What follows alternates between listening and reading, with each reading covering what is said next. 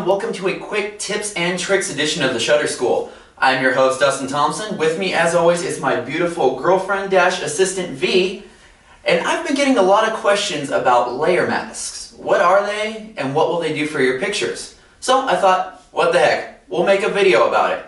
The beauty of the layer mask is that it is a non-destructive way of editing pictures. So what that means is, say I'm the photo, and you're thinking, how can you make this any better, right?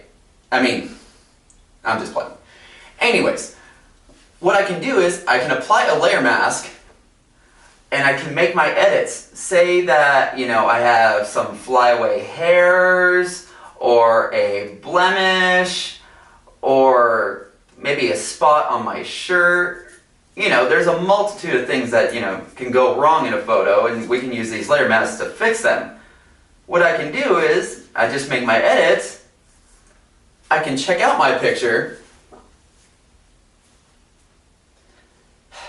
and if I'm not happy with the way it turned out, I delete the layer, and I still have my original photo. There are so many ways that we can use these layer masks, and we're going to go over a couple real quick. Alright, let's get started. With your file ready, make sure to have your layer panel open and active. To do that, you can go to the Window tab, then go down to Layers and make sure that it is checked. To duplicate layers, you can right-click on the layer you want and go to Duplicate Layers. You can rename your layer. It will help you in keeping them organized, especially when you have multiple layers. Hit OK when you're done. You can also add a new layer by clicking the New Layer icon at the bottom of the layer panel. You can move the layer up and down to position it. I'm just going to fill this new layer in with a solid color for demonstration purposes.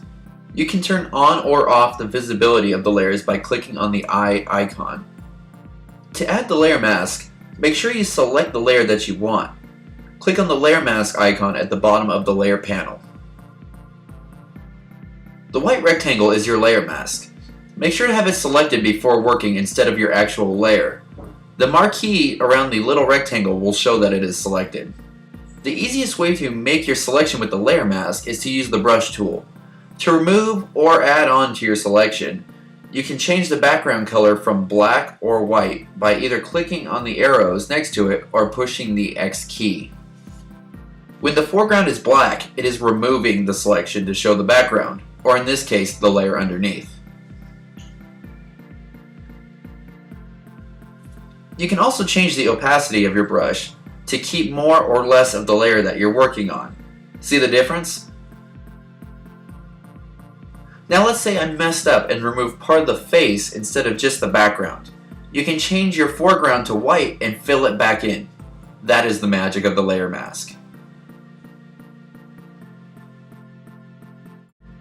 If you want to delete the layer mask, just drag it to the trash can at the bottom here.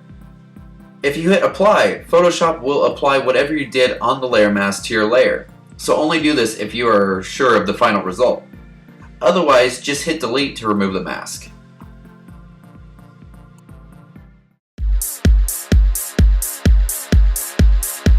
Now let's say you just want to focus on a certain part of the photo. You can also make your layer mask selections using the selection tools instead of the brush tool. You have different options for selection tools here. I like to use the polygonal lasso tool, but that is a personal preference. Go ahead and make your selection. I'm going to select the face in this photo. Now with the face selected and my layer is highlighted, click on the layer mask button and there you have it. You'll have cropped everything else from your photo. Now let's say you want to select everything but the face. You can go to Select, Inverse, or Shift-Control-I on a Mac to inverse your selection. Now everything else is selected but the face. You can see the bottom layer showing through. If you make mistakes, you can simply go back over it with your brush tool. Make sure the layer mask rectangle is selected and the foreground color is white.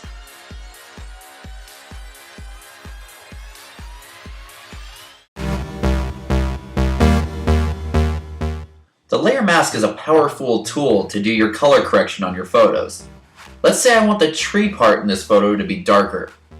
I can go down to the adjustment layer icon at the bottom of my layer panel and take my pick. I'm going to use the curve for this demonstration. When I made the tree darker, everything else, including V's face, also got a lot darker. We will go over how to fix that. Just make sure that the tree's coloring is to your liking. Make sure to click on the layer mask rectangle on the curved layer. Oops, ignore that. Click on the brush tool and make sure the foreground is black. As you may remember from the levitation video, black is to remove and white is to undo, and go over the part that you want to keep the original coloring.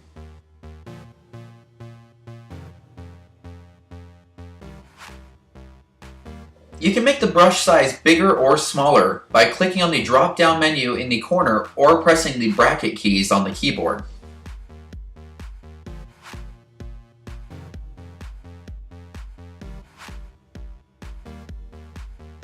Now that V's her original color, let me fix the tree here real quick. It's just a little too dark for what I want. I can go over to my opacity level for the brush tool and change that to about 50%, or whatever works for you. And go over my tree. There, now that's not too dark anymore. Another fun effect you can do with layer mask is to do selective color on a black and white photo. It's the same as the concept on the curve layer. You can add a black and white adjustment layer, make sure that the layer mask is selected, and use your brush tool to go over the part that you want to keep the original color. I know this is kind of controversial, some people don't like it and whatnot. I'm not here to go one way or other on the debate, I'm just here to show you some cool tricks. Now I'm just going to do a quick and dirty edit on this one, so don't be too critical.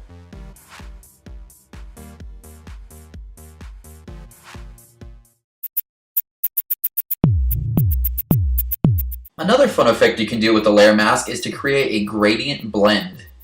Go over to your toolbar and click on the paint bucket to select your gradient tool. Now add a layer mask to your layer and draw your gradient. Oops! Make sure to change your foreground to black first, and there you go. You can see the photo blend in with the blue layer underneath. Let's turn off the blue layer and you can see that the photo is faded out towards the bottom. Let's turn the blue layer back on. You can add more gradient if you like by dragging your mouse higher. You can also do this horizontally or vertically or from both sides. Switch back to the white foreground to fix your mistakes. Instead of just a solid color background, you can also use other images to create a composite. Let's go ahead and copy this photo over. You can do select all, or use the rectangle selection tool to select the photo, copy, and paste over to the original file. The new photo is copied as a new layer on my layer panel. Let's drag it down so it's behind the first one. Now you can see the effect of the blend.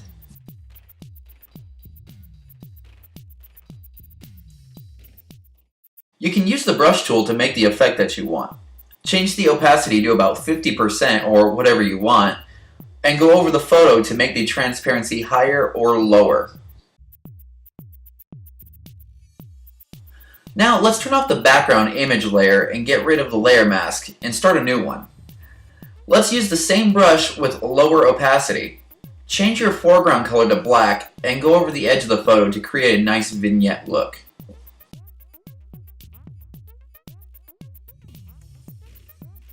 You can see the fade by turning off the bottom layer, and there you have it. Well, I hope that answered lots of the questions you may have. If not all of them, feel free to ask in the comments below or at my Facebook page, facebook.com/Dustin Thompson Photography. Be sure you subscribe to The Shutter School. We have lots of really cool stuff coming up. Until next time, I'm Dustin Thompson. And evidently so is she. We'll talk to you soon.